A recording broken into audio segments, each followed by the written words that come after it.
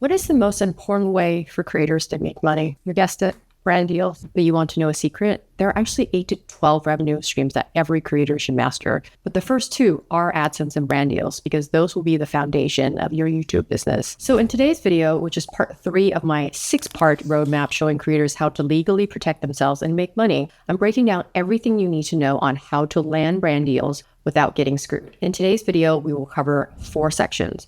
Number 1, where to find brand deals and not the spammy ones. Number 2, how to land sponsorships, even if you're not a huge creator. Number 3, what to charge without guessing, which is the hardest part of a brand deal. Number 4, how to protect yourself legally with a contract that actually works in your favor. Hi, I'm Tyler Shell, the Creators Attorney, and I represent some of the biggest creators in the world as their part-time general counsel and fractional CEO, where I help them grow out their businesses to 7 or 8 figures. But it is important that I am available to all creators, and this is why I have my YouTube channel, and I make free videos for all of you. But before we dive into what to charge or how to pitch, let me ask you something important. Are you even ready for brand deals?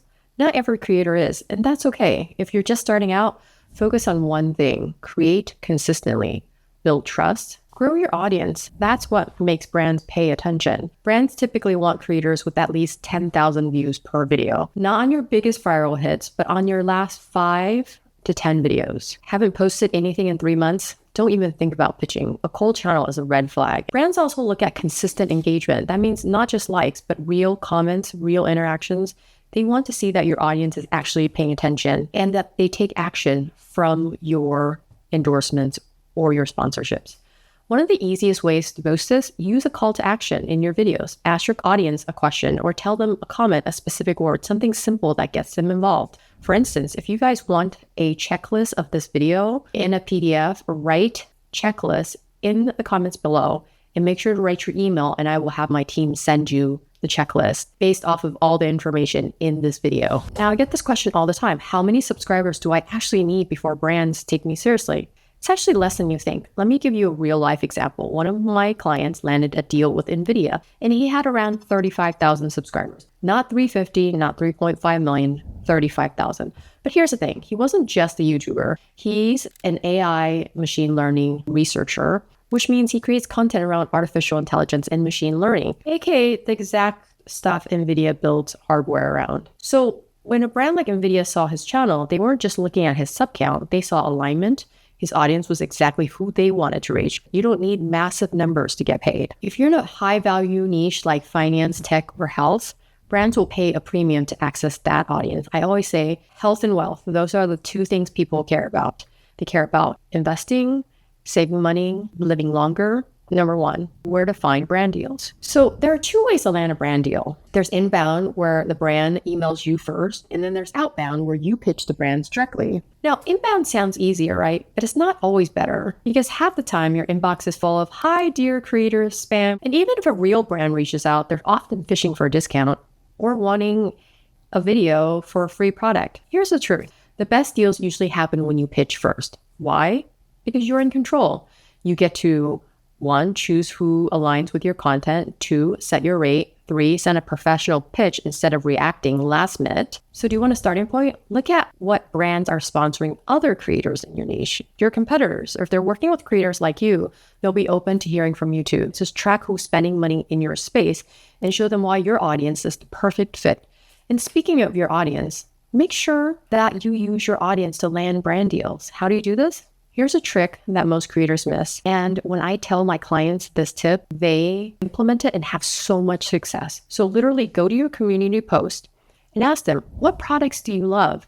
What should I know about? What should I highlight in a future video? Then you take a screenshot of what your audience shows you. Then you show it to the brand and say, look, my audience already loves you. Why don't we do a partnership together? I also love your product. It becomes a full circle moment when you bring it back and your audience sees that you did a brand deal based on their recommendation. Your audience feels seen, the brand sees the brand, and you land the deal with proof, not just a pitch. This is one of those things where creators are always telling me, oh my God, Tyler, why didn't I think of that? So here's number 2. How do you find brand deals as a creator? Now, some of you might say, well, I'm not getting any inbounds yet. And now that I know who some of the sponsors are from looking at my competitors, where do I actually find the contacts for these brands? This stuff isn't obvious unless someone shows you how to do it. So let me show you how it works. If you're serious about making brand partnerships a real income stream, you have to go get them. not by spamming, not by begging, but by showing up like a real partner. This starts with being intentional and strategic. So where do you start? Start with what you already know and use. Ask yourself, what's the one product you're always rebuying?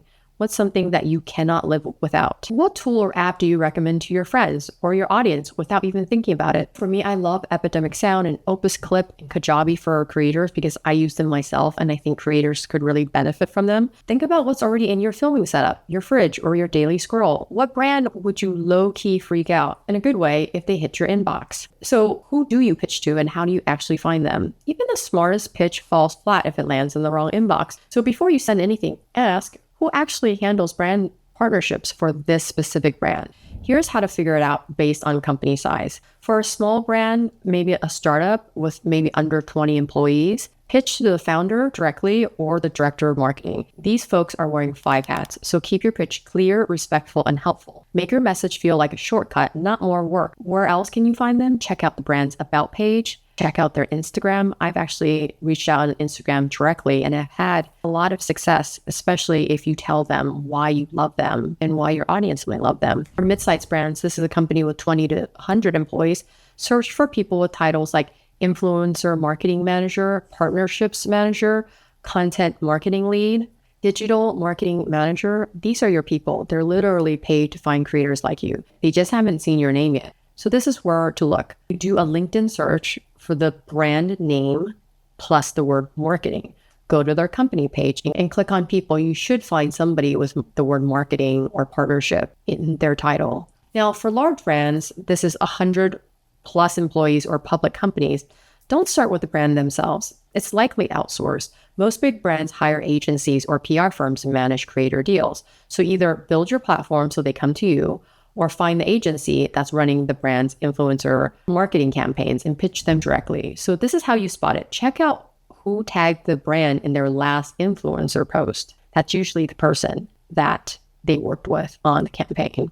Look for campaign announcements on PR sites or LinkedIn. You can actually reach out to me. I manage 30 big creators as their manager, and I get a lot of casting calls. So if you're in a position where you're ready for brand deals, you can also reach out to me. Ask your creator friends who they have worked with in the past. Some of them might have managers. You might want to ask them if it's a good idea to get a manager. I will be making a video soon about whether or not creators need managers as part of my 6-part roadmap. Here's a final tip. Don't wait for the perfect context. Start with one name, one message, one step, because action beats perfection every time. So this is how you pitch with purpose. This is the rope method by Justin Moore. This is somebody I really love, and he has a course called Brand Wizards that you should check out. So this is where most creators freeze. What do I even say? How do I not sound desperate? So why does it work? Because it flips the script from here's what I want to here's why I make sense for you. Here's why I am the perfect partner for you.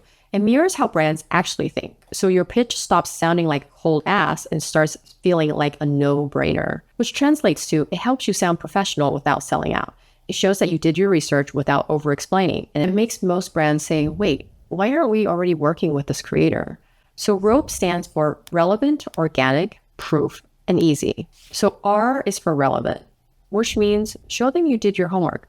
Reference a campaign that they just ran or one that they did a year before. This is actually a huge tip I tell a lot of my clients.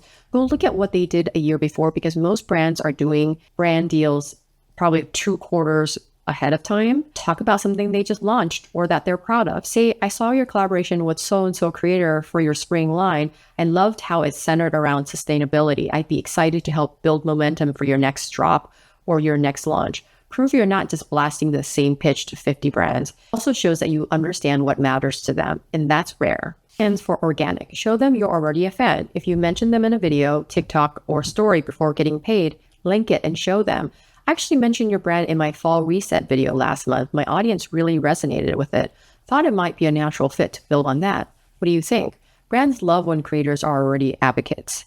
P stands for proof. Show them that you can deliver. Share past results, screenshots, or even DMs from followers asking, what was that product again? They all count. Show them a successful campaign that you did for another brand. If you have rates or conversion rates or numbers, even better. Here's a quick screenshot from a story I did for X brand. Their team saw a 40% lift in link clicks within 24 hours. It doesn't have to be fancy, just real. E stands for easy. Make it a no-brainer for the brand to say yes to you. Keep your pitch clear. Include a simple deliverable, a rough timeline, and next steps. If it's helpful, I can send over 2 or 3 short form ideas that align with your fall campaign. Let me know if you're open to that. The easier you make it for them to picture the partnership, the faster they'll move. By the way, timing isn't luck, it's leverage. Most creators pitch when it feels right. The smart ones pitch when the brand is still planning. Let's say it's January and you're a fitness creator. You reach out. The brand replies, sorry, we're not running any paid partnerships right now. And you're confused. Isn't this the perfect time? Actually, no. They locked in that Q1 budget months ago. So always think probably 2 or 3 quarters ahead of when you want to pitch. If you want to pitch for Q4, you should probably start now. And remember, Q4, which is the holiday season, is probably the best season because brands actually save a lot of their budget for the end of the year. So how do you work backwards like a strategist? Instead of pitching for what's happening now, look for what they did last year. If they ran a spring campaign in March, there's a good chance they're planning that campaign right now. Look at old Instagram posts, LinkedIn activity, press releases. What was their head of marketing talking about last April? Then say something like this. I noticed that your spring campaign last year around this product, I run a similar content series every March. Happy to send a few quick ideas if you're prepping for this year's push. That's rope in real life, relevant to them, organic to you. Now, I know I'm using March, but just pretend I said, June or July, or even the fall, because that's how far ahead you should be thinking. Don't pitch for the win, pitch for the relationship. Most creators pitch to land a deal for a quick dollar, but the best ones pitch to start a relationship with the brand. Here's the truth. Brands plan 1 to 2 quarters ahead. So if they don't say yes right away, it's not a no, it's a not yet. Your job, stay top of mind. Instead of saying circling back, try this instead. Add value. I've been seeing a trend in my comments around this product or this issue might be helpful as you plan your fall content. Make it personal. I really like the creator lineup in your summer launch. If you're planning something similar this fall, I'd love to throw my hat into the ring. Offer a creator point of view. Happy to send a quick loom with how I'd approach your next launch from a creator's lens. You know what? Instead of offering that, actually just send the loom. It's always great to celebrate their wins. Say, I saw your feature in Ad Week. Huge congrats. I really love the product that got featured in Ad Week, and it makes total sense that you would win that award. Pitch a soft idea. I saw your back to school push coming up. Had a quick 15-second short in mind. Want me to send a rough cut or outline? Again, instead of sending that, I would say just send the 15-second short or send the outline. Either way, just show them that you're actively thinking about it. Keep it simple, keep it strategic, and stop saying just checking in. So how do you price brand deals?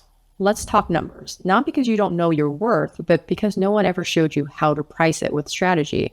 So when someone asks you how much for a YouTube integration and you reply with one flat number, you're not wrong. You're just missing the full picture. Pricing should never be a one-size-fits-all. If you have a pricing page in your pitch deck, take it out now. You should not be going out pitching with numbers to the brand because pricing should never be a one-size-fits-all. Here's the part no one teaches you. You're not just pricing a video, you're pricing what the brand actually wants from it. Because once you understand what brands are really buying, you stop charging for content and start pricing for ROI. So let me break down the ARC framework for you and how brands think about ROI. Again, this is from Justin Moore with his amazing Brand Wizard course. I took it and you should look at it too. I'll drop the link below. So here's how brands think about ROI. Most creators think they're charging for deliverables, but brands are buying awareness, which is eyeballs, repurposing, which is assets, and conversions, which is results. That stands for ARK. Each one comes with a different risk, reward, and price point. And that's where ARC comes in. It is a game changer for how it helps creators price with confidence. So A stands for awareness. Their goal is to get seen. These campaigns are all about visibility, views, impressions, brand safe exposure. They're usually launching something new or testing the waters. Think this video is brought to you by so-and-so, Kajabi, Epidemic Sound, Opus Clip, Go High Level. Heads up, these tend to pay less. Why? Because they're not asking for action. They're just asking for exposure. R stands for repurposing. Their goal is to reuse your content. They want to run your video as an ad, post it on their socials, or drop it on their product page. So on their O&O, which stands for own and operated. So it could be on their website, it could be their YouTube, their Instagram, their TikTok. Think 3 short form videos with different hooks or calls to action. You don't post them, they do. This is built for testing and plugging into their own funnel. This is basically licensing, and it should always cost extra than awareness. If you don't charge for it, they keep running your face in their ads while you make $0. This isn't personal, it's business. And if you don't set terms, brands will default to what serves them, which means using it in perpetuity. So say it with me. If they want rights, you raise the rates. Make sure to talk about usage rights, which I will cover later on in the contract section below. C stands for conversions. Their goal is to drive action. They want clicks, they want sales, they want signups, they want downloads. These are the high pressure campaigns and they require real strategy. You're not just posting, you're building trust, you're writing calls to actions, you're driving results. Think dedicated video with a link to the product and on the brand's website and a discount code, usually with your name on it. These also might be supporting Instagram stories with a swipe up, a clear, compelling call to action where you send your audience somewhere to buy something on the brand's website or their O&O. Your content isn't just about reach anymore. It's about revenue, and your pricing should reflect that. This is probably the one that you charge the most. So the rule of ARC is before you quote anything, ask the brand, what is your goal here? Is this awareness, repurposing, conversions, or all three? Because if it's all three, the price goes up, period. Make sure you ask about usage. Usage should cost 10 to 30% of your base rate. So if your campaign is for $1,000, you should charge $100 to $300. And this is for every 30 days, by the way. Ask about whitelisting and boosting. Let's talk about section 3, which is what do you charge? Without guessing. So what do I recommend to my clients? Build custom packages tied to the brand's goal, but also tied to your creator stage. Another big tip is ask the brand what their budget is and how many creators they're working with, because that will actually help you price the package that you're trying to present to them. So here's a sample package breakdown. Package 1, repurposing focused. For brands that want to use your content in their ads, let's say it's 3 short form videos, you don't post them. It's a 3-month license. And let's say this is $2,500 or $5,000, depending on your audience size. Package 2 is conversion focused for brands chasing results. Let's say this is 1 YouTube integration. There's a call to action in the video. There's a link and then there's a code. Or it's an Instagram story, swipe up. And let's say this is 3,000, 4,000. I'm throwing these numbers out because I don't know your audience size or your engagement rate. So I really cannot give you full pricing. But if you want a breakdown of the pricing cheat sheet, right? Pricing cheat sheet in the comments below, include your email and I will send it to you directly. Package 3 is the full funnel for brands that want it all. YouTube, Instagram Reel, repurposing rights, newsletter mention, 3-month exclusivity. I keep talking about the time period because I think it's very important. This is something creators miss, is that they don't limit how long the brands can use their product. So maybe this is $5,000 or $10,000. Again, just throwing out numbers that I know are kind of standard for some of my clients. You're not just offering a number, you're giving options that match the brand's strategy. And this is why it works. You're not just guessing a rate anymore. You're offering clear options tied to real outcomes, and that gives you leverage. It's like a menu where they can basically pick and choose what they would like. It's easier for the brand to say yes, harder for them to lowball you, and way easier to justify your price. You're not just pulling numbers out of thin air. You're showing what each level of investment actually looks like. Multiple options means bigger budgets, better positioning, way less back and forth. This is how you go from just a creator to a strategic partner, someone who gets how brands think and prices like it. This is the mindset shift. And what I say to my clients, you're not just a creator, you're a production studio, a media buyer, a talent agency, a marketing strategist. You ideate, shoot, edit, post, analyze, and distribute. If the brand didn't work with you, they'd have to hire an entire production team. And that's way more expensive. And here's the final move that separates pros from people pleasers. Ask the hard questions before you price. If a brand can't tell you what success looks like, don't agree to the deal. A vague goal often leads to disappointment. And disappointment always falls on you. So before you quote a single number, ask, what does success look like to you? What is your goal? And if they fumble in the answer, that's your red flag. Because if they're unclear on the outcome, how are you supposed to deliver it? This is where most creators get stuck, doing all the work, hitting the deadline, then getting told, yeah, that didn't really perform. We're not going to pay you, which is even worse, right? So don't let that happen to you. Ask up front, educate them if you have to, or walk away. You're not just making content, you're helping them hit business goals. So treat your pricing like a business tool, not a follower count formula. And that starts with one question. So how much should you charge? Let's get one thing straight. You're not charging for the post. You're charging for the outcome. And the outcome isn't just views. It's trust, strategy, and ease. So step one, understand what you're really selling. Most creators think brands are paying them for impressions. That's not the whole story. Brands are paying you because you already know how to tell their story. You're a real customer, not just a paid actor. You're easy to work with, which saves them time, stress, and internal headaches. You make them look good to their boss, and that's what you're pricing for. So use CPM as a starting point, not the final word. Here's a simple formula most brands use behind the scenes. You have your average views divided by 1,000 times CPM, which is your base rate. Let's break it down. So your last few videos, 50,000 views. CPM range is $20 to $40, which is industry average. So the example math would be 50,000 divided by 1,000, which is 50. 50 times 20 is 1,000. 50 times 40 is 2,000. So your base rate is 1 to 2,000. That's your floor, however. So let's talk about your ceiling. Understand your positioning power. CPM isn't a one-size-fits-all. Nano creators with small audience, high trust can charge $60 or more CPM. Macro creators have broad reach, charge less per view, but get bigger checks. It's not about how big you are. It's about how aligned and influential you are. Ask yourself, am I a niche expert? Do I have deep trust with my audience?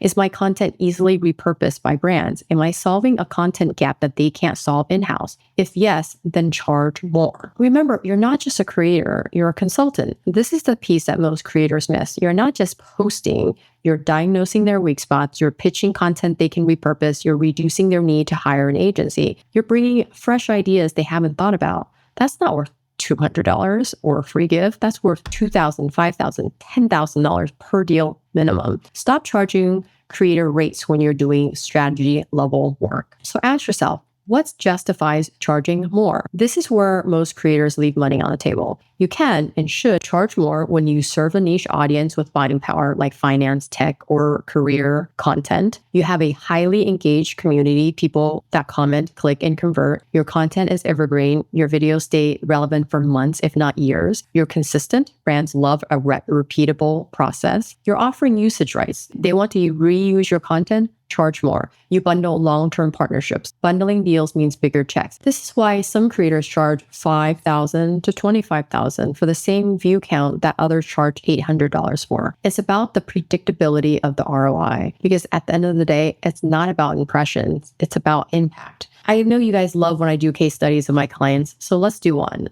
Alive Engineered is one of my favorite clients and my most successful ones.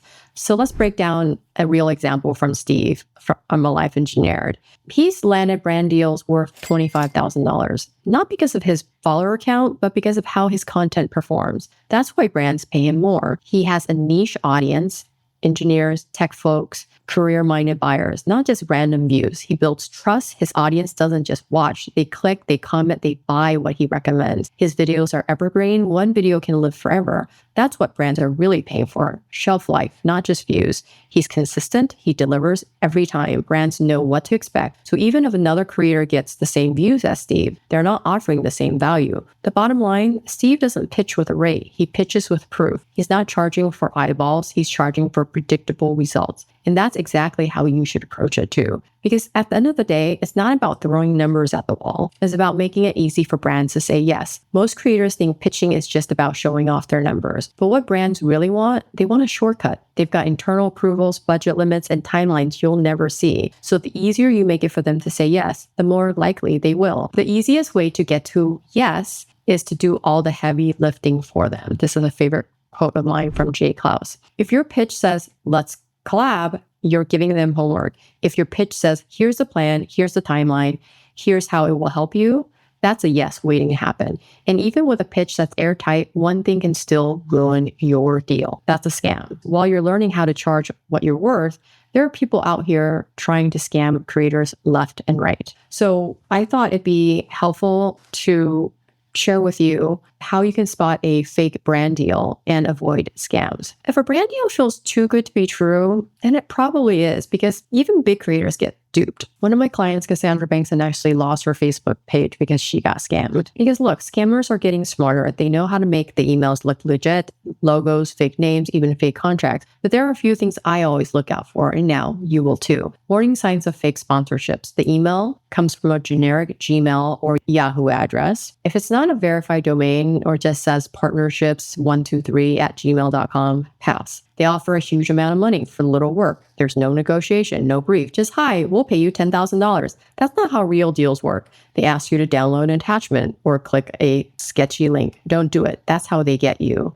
and send you a virus. The brand has no social proof for previous partnerships. Google them, search on YouTube, look on Instagram. If no other creator has worked with them, that's a red flag. And just a heads up, the scammy emails might still look professional. They'll have brand logos, a fancy email signature, and even attach a contract. Sometimes the language is just off, like you can feel something's weird. Trust that gut feeling. Reply to them and get more information. How do you verify a brand deal before you reply? Check their official website and social media. If it's just a basic landing page with no real content or followers, that's a no. Look for other creators they've worked with before. Still unsure? DM those creators and ask them if it was real. Ask for payment upfront, at least 50% before work begins, especially with the sketchy ones. If they disappear the second you mention money, that tells you everything. You can also hop on a call. Real brands will show up. Scammers usually won't. And by the way, I've had clients forward me these emails all the time asking, Tyler, is this for real? So don't feel bad if you're not sure. The smartest creators I work with still double check.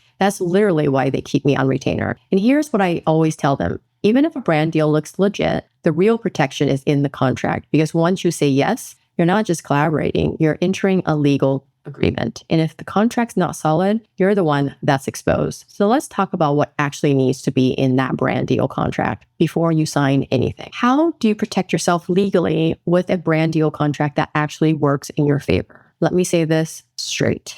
A DM is not a contract. An email is not a contract. A comment thread is not a contract. An email that says, cool, let's do this, still not a contract. If a brand doesn't send one, that's not a green light. Again, that's a red flag. Here's the truth. Big brands, they'll usually send you their boilerplate contract. It's been combed through by legal 10 times. Small brands, they might DM you and ask for a quick collab and expect you to just trust them. And I get it, you're excited, but if they don't send the paperwork, you need to. You can actually reach out to me. I sell a brand sponsorship deal template that, believe it or not, a lot of small brands don't have an agreement and it will ask the creators to send them one directly. If you need a brand deal template, write brand deal template in the comments below with your email and we can start that conversation. So the professional power move is have your own contract. Let me back up a bit. If you've ever said yes to a brand with no contract or a messy one you barely understood, you're not careless, you're just unprotected. And that's exactly how creators get screwed. And this is why it freaks me out so much, because I've seen what happens when a brand bails or worse, repurposes your face for months without paying you again. Because when you have no contract, you have no protection. I don't care how cool the rep seems. If it's not in writing, then it doesn't count. And this actually happened to one of my clients. We worked on a brand deal, made them 6 rounds of changes. And this is one of the biggest candy companies in the world. And they ended up killing the project because their legal was afraid of lawsuits, because my client basically made a launcher where you launch a candy at someone's face. And they're like, really, we're going to put this out and tell kids that they should be shooting,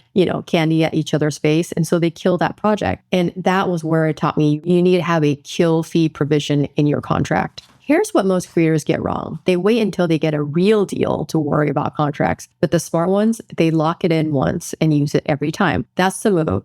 A solid lawyer-written contract you can reuse with any brand. Add your deliverables, define the rights, confirm the deadline. You don't have one yet? That's literally what I do as a creator's attorney. I reviewed hundreds of brand deal contracts. I know what gets skipped. I know the pitfalls. I know where creators get trapped. And I know how to fix it. Not with a 40-page document that scares everyone off, but with a clean, clear creator-first agreement that actually protects you. So these are the 5 things that every creator contract should cover. Again, you don't need a 40-page document to be protected, but you need these 5 things to be clearly written, and these are non-negotiables. Number 1, deliverables. What are you actually delivering? What are you creating? How many posts? What video? What format? Which platform? Number 2, usage rights. Can the brand repost your content? Can they run it as an ad? For how long? Remember, 10 to 30% of your base rate for every 30 days. Number 3, exclusivity. Are you allowed to work with your competitors during the campaign? Limit that to 3 months. If they want more than that, they should pay for more. Number 4, timeline and payment terms. When are you delivering? When are they paying? Try to get money up front. Make sure that it's net 15 or 30, not net 60 or 90. I've had so many clients come to me needing me to chase brands because they haven't paid. I was actually able to get one of my clients $100,000 that a brand didn't pay after his managers were not able to get the brand to engage. And after they ghosted them, they brought me in. And after several letters and threatening litigation, they did pay. So number 5, termination and liability. What happens if a deal gets canceled or someone breaches the contract? This is the stuff that keeps you from getting ghosted, underpaid, or screwed over 6 months later. Do not sign a brand deal without these key legal protections. Make sure the contract has mutual indemnity. This means if the brand gets sued, you are not liable. Because if the brand gets sued, you don't want to get dragged into it. This clause protects both sides. But let's be real, it's usually the creator who ends up being exposed if it's missing, because usually indemnity covers the brand and there isn't mutual indemnity. Number 2, cap on liability. Limit your financial risk. Whatever you're being paid, if it's $1,000, that's the max that you should ever be liable for, not 6 figures in legal fees. No sneaky, we're suing you for damages later. Cap it in writing. Make sure there's a morals clause so that you can exit if the brand gets canceled. Remember FTX? You need a clean exit. You shouldn't have to keep promoting a company your audience no longer trusts. This clause gives you an out if you have a longer partnership, like 6 months to a year. Remember, for FTX, so many creators got sued. Make sure you watch out for weird requirements. This one brand asked to turn off monetization for a specific video, and I couldn't figure out why. It was a major grocery store for one of my clients who's a food creator. And I actually just asked them point blank. I said, why are we removing monetization? Because that's less money for my client. And they said, well, because we can't control what YouTube puts in as ads. So if you run ads for a competing grocery store, then that really detracts from our sponsorship. And I said, you know what? Makes total sense, but you're going to have to pay us more if you want us to turn off monetization. And you know what? They did pay us. All right, here's some tough love. Legal just isn't optional, especially if you want to run your YouTube channel as a business, because you wouldn't open a bakery without an oven. You wouldn't run a gym without insurance. So why are you closing brand deals without a contract? This isn't about being paranoid. It's about being prepared. A contract isn't just to protect you when something goes wrong. It's there to make sure things go right. So everyone knows what's expected, what's owed, and what happens if someone drops a ball. And no, having a contract doesn't make you difficult. It makes you trustworthy. It shows the brand that you're serious, you're organized, and you're someone they can build with, not just someone they can book. And here's a pro tip, and this one's big. Before you even pitch brands, make sure your own brand is protected. If you haven't filed for your own trademark for your handle name or your business name, you're putting future partnerships at risk. I've had clients lose 5-figure deals because someone else registered their name first. And the worst part, they've been using that name for years. So this just happened to one of my clients. I've been chasing her for an entire year to trademark her name. And finally, she came to me a few weeks ago and said, Tyler, I'm ready to go. So we checked it and we couldn't believe it. But in November, someone trademarked her name. So what do we do now? We have to go fight and basically litigate this in the USPTO. It's called an opposition to an application. And it will probably cost my client 5 to 6 figures. And honestly, I charge $2,500 for a trademark. I used to do it at a much higher rate at my hourly rate, but because I've done over 30 trademarks for creators in the last 9 months, I've been able to package this into a flat rate, which includes a knockout report. It tells you your chances of getting the trademark and the actual application for one name and one class. I don't know what my client's going to do, because she's been using this name and it's a nickname. It's something bestie for, I think, 5 to 7 years. We probably have a pretty good position to fight it, but do we really want to take on $50,000 or $100,000 in litigation fees? That's something that she's deciding on right now. So please protect your name before someone else profits off of it. You do not want to change or rebrand your entire name and brand. It's one of the easiest ways to build leverage. If you're a bigger creator or you've got a loyal audience that trusts you, you're not just an influencer, you're a distribution channel, and that gives you real negotiating power. So here's something to think about. Instead of just asking for cash,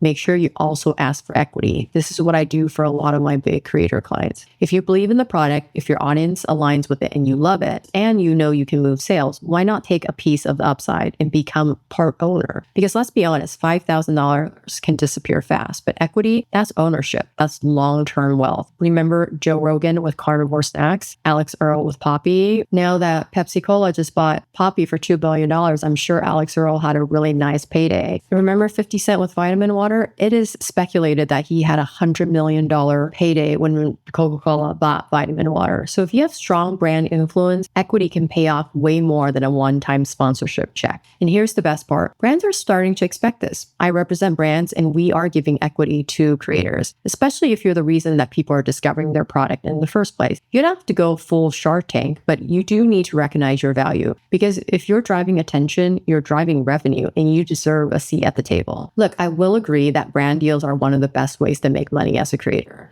but only if you do them right. Don't fall for scam. Don't undercharge. And please don't sign a contract you don't understand. If you need a second pair of eyes on your deal, email me, Tyler@tylerchowlaw.com. I reviewed hundreds of brand contracts and I know what traps to look for. Whether it's your first sponsorship or your 50th, you deserve a deal that protects you. Your brand is your business. Protect it like one. Make sure your next deal works for you, not against you. If you found this helpful, hit the like and subscribe button, share it with a creator or friend who needs this, and drop a comment. If you want to know all the ways to make money as a creator, make sure you catch my last video where I talked about the 8 ways that creators can make money. That includes a newsletter. Do you own your audience? Do you actually have emails to your audience? Can you actually reach out to them? If you lost your YouTube channel or if TikTok gets banned, are you just completely screwed and don't have access to your audience? Make sure you have an email list. Please build a community, launch an actual product or a digital product. I just had a client with a huge finance channel that just launched a budgeting app. And he was like, oh my God, why did I not launch a SaaS before?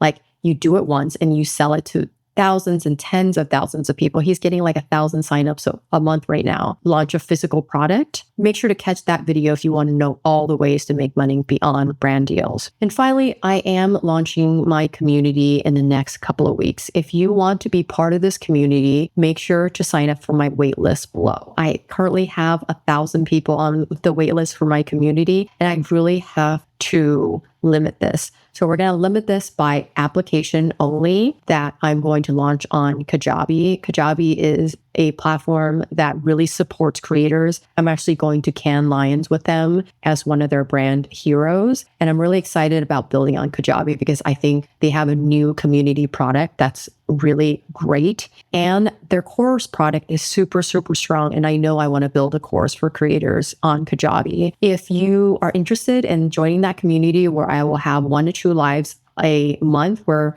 I'm going to invite creators to come speak to me about their problems and solve it in real time. And my audience will be able to chime in and learn and ask questions in real time. I will call these case studies. We'll probably have 2 or 4 every month. And if you want to ask us direct questions, you can have access to that. That would be a separate portion of the community. I'm really excited about building this out because I've been talking about it for a year, but I've been really heads down building my law firm and fractional CEO business for my big creator clients. But now I want to turn back and remember why I started my law firm in the first place, which is to protect all creators. And I want to create this community so that smaller and mid-sized creators can get direct access to me because it's very important that I protect and educate creators. As you can see, I have so many things, brewing and world building with lots of people. I'm going to the MIT AI Summit in a few weeks to protect and represent creator IP. There will be a lot of developers there,